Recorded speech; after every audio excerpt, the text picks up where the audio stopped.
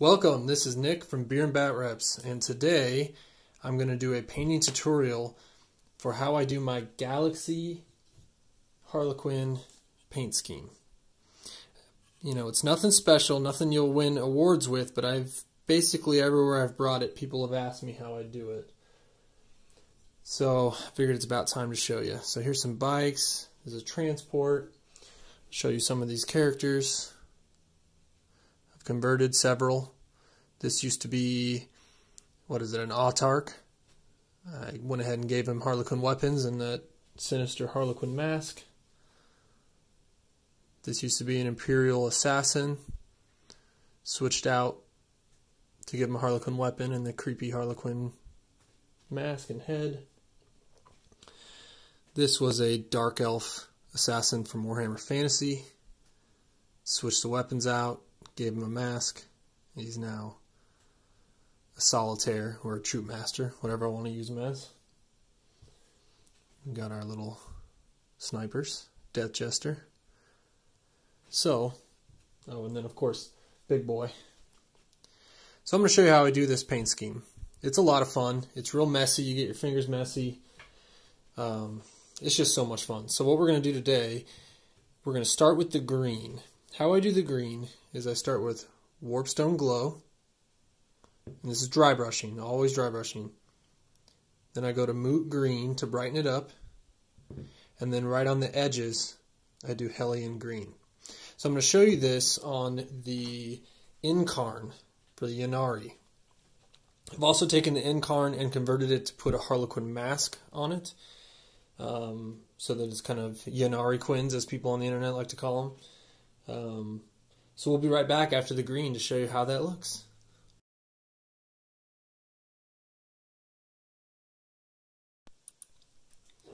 Okay, so with step one done, once again, it was Warpstone Glow, dry brushed. Then you dry brush Moot Green to brighten it up a little bit, and then on the edges, you do Hellion Green. And what that'll do is kind of give a glowing,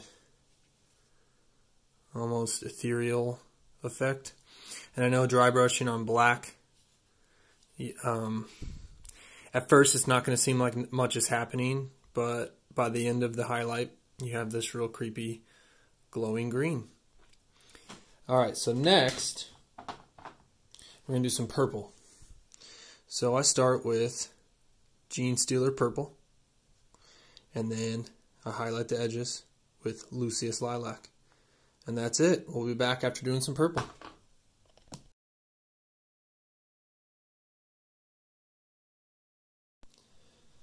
Okay, so step 2 is done. We went Gene Stealer Purple to, come on now, Lucius Lilac. And you can see I went onto her body a little bit and onto the sword a little bit, just to, like the energy is being pulled out of her. And you can see I went down here to where the hair connects to the energy into the base. So it's got some purple and some green now. So the next thing we're going to do is add some blue. And like I said, this is just quick and messy, guys. This is like very fast. Get it on the table. Be artistic. Be messy. It's just fun. You'll enjoy it. It's way less structured than other stuff. So we're going to see Sotek Green for the first of the blues. Then we brighten it up with Temple Guard Blue. And then at the end, you highlight the edges with Skink Blue, dry brush. And we'll be back after we add some blue.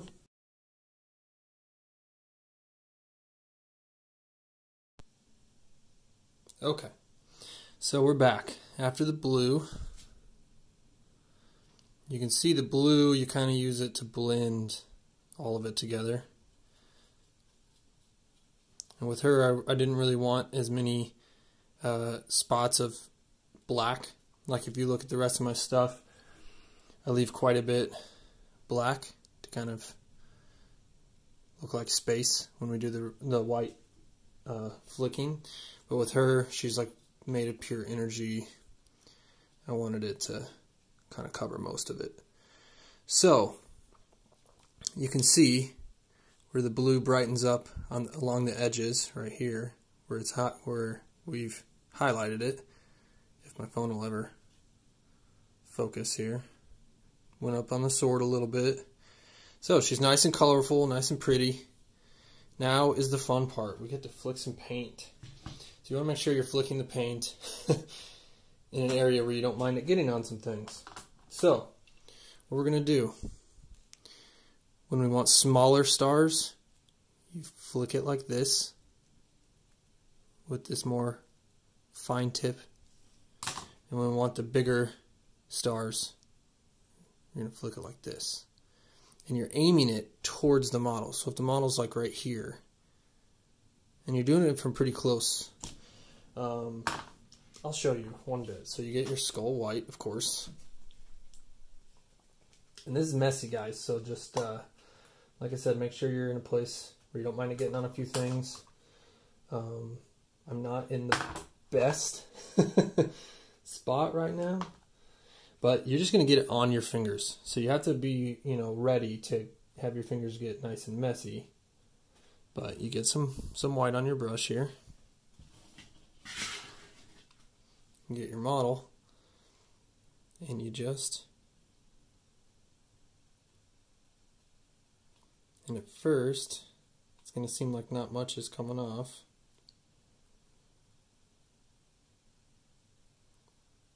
And it's a bit slow going. I'm actually going to switch to the other brush. I know lots of people swear by the puffs of air with the airbrush, but if you haven't noticed with any of my other painting tutorials, I don't own an airbrush. And that's not really how I paint my models. So you're just going along real slow. Kind of glob the paint on your brush there so that it'll flick off. You can see it's slowly starting to do it. And I'll come back with the finished result.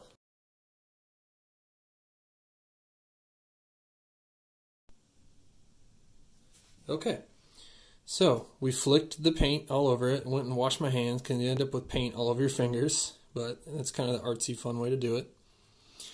And you end up with misshapen and random stars all over it if you look real close. And now has a kind of glittery starburst effect all over it. Once again, back to the argument between airbrush and flicking paint with a real brush. I've heard arguments that they don't like the big globs of white that'll sometimes hit, like there's one there. There's a couple there. My argument is if you look up at the night sky, stars are not uniform.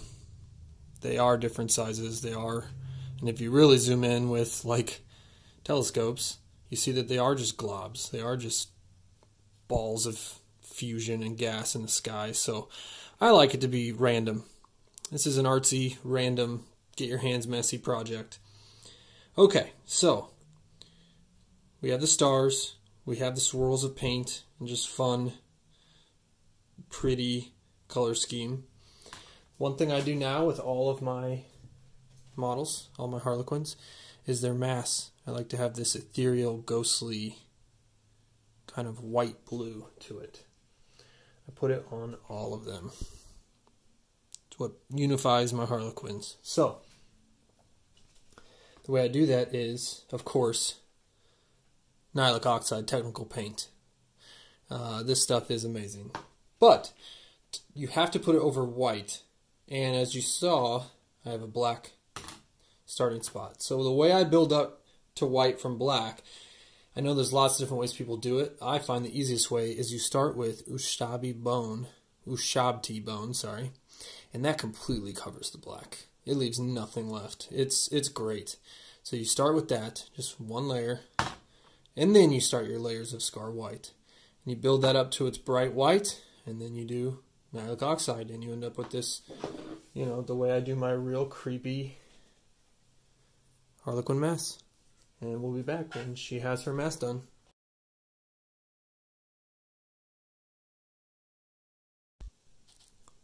So, the mask is now done. Got that nice Nihilic oxide on it. So it's now matching the rest of my army. But I went ahead and started the base as well. What I do with the base is I hit the whole thing with Yncarne Gray. The edge too, the whole lip, all of it. And I made sure to get the rocks that her whirlwind is picking up and sucking into there. And then I hit the whole thing with Astro Granite texture. And that's a special effect paint that's pretty awesome. So you have to let that dry for about 2 hours. It's a long time you have to let it dry. But 2 hours from now, I'll come back and we'll finish this up. We'll do Longbeard Gray all over all that, and it'll bring out all the detail, all these little rocks that are getting pulled up into the whirlwind, and it's going to make it look really awesome. As you might know, Longbeard Gray is like my favorite paint. I use it on everything. It just makes details pop so well. And we'll see you in 2 hours with the finished product. And here it is in all of its glory. The Yncarne with my Galaxy paint scheme. You look closely, there's stars all over. She's got the cool creepy mask to match her with the rest of my army. And then this is what the base ends up looking like with the Longbeard Gray over the Astro Granite turf. Pretty awesome. And you can see she's pulling all the debris, all the rocks and stones up into her tornado. It's pretty awesome. I'm very happy with it. Nice and easy to do, but stands out on the battlefield. Really colorful and just fun. Just a great, great model. And it matches, as you can see, with the rest of my army. She's a great centerpiece leader for my Harlequins. Alright guys, hope you learned how to make a nice, quick, easy, super colorful, super artistic Galaxy scheme. This is Nick from Beer and Bat Reps. Just trying to get content up for you guys during this quarantine. Hope everyone's staying healthy. We don't want Nurgle to win, so... but we will have battle reports soon enough once our government tells us we can go back to spending time with other humans, rolling dice. I miss it. I miss Warhammer. I'm jonesing. But thank you. Send in the comments anything you'd like a painting tutorial of, and if I own the model, I will film it. This is Nick from Beer and Bat Reps. Thank you for watching. Like, subscribe, tell your friends. Come back. Thank you.